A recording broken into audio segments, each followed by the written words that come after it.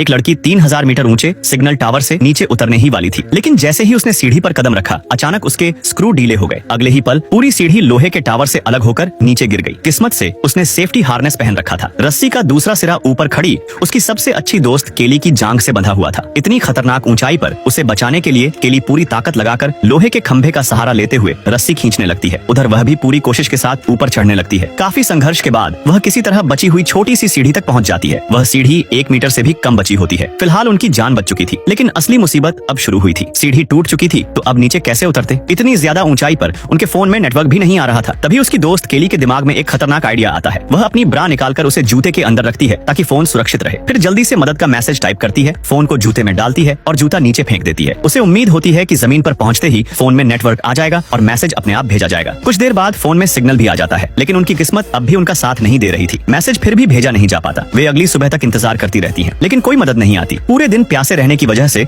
उनकी त्वचा तक सूखने लगी थी। अब केली खुद कुछ करने का फैसला करती है। उनके बैग में एक ड्रोन रखा था, लेकिन सीढ़ी टूटने के दौरान वह बैग नीचे लगे बड़े सैटेलाइट डिश पर गिर गया था। अब केली नीचे जाकर उसे लाने की तैयारी करती है। यह कदम आसान नहीं बल्कि मौत को करीब से छूने जैसा था। जरा सी गलती का मतलब सीधा हजारों फीट नीचे गिरना हो सकता था। जैसे ही वह नीचे उतरना शुरू करती है, सीढ़ी न होने की वजह से उसका पूरा शरीर हवा में लटक जाता है, लेकिन उसे रॉक क्लाइंबिंग का अच्छा अनुभव होता है। वह जल्दी ही रस्सी पर मजबूत पकड़ बना लेती है और अपने पैर लोहे के खंभे पर टिकाकर धीरे धीरे नीचे बढ़ने लगती है। 10 मीटर से भी कम दूरी तय करने में उसे लगभग 1 घंटा लग जाता है, लेकिन नीचे पहुंचने पर एक नई समस्या सामने आती है। रस्सी थोड़ी छोटी पड़ जाती है। वह कितनी भी कोशिश कर ले, बैग तक उसका हाथ नहीं पहुंच पाता। इतना करीब होकर भी बैग उससे बहुत दूर लगता है। अब वह एक और बड़ा जोखिम लेने का फैसला करती है। वह अपनी कमर से कार्बिनर निकाल देती है और सिर्फ एक हाथ से रस्सी पकड़कर खुद को थोड़ा और नीचे छोड़ देती है, लेकिन फिर भी बैग तक थोड़ा फासला बचा रहता है। अब वह हवा में लटकी हुई होती है और वापस ऊपर जाने का भी कोई रास्ता नहीं बचता। तभी वह पूरी ताकत से खंभे को पैर मारती है। उसका शरीर हवा में झूलने लगता है और सही मौका देखते ही वह छलांग लगा देती है। किस्मत से वह सीधे सैटेलाइट डिश पर जाकर गिरती है।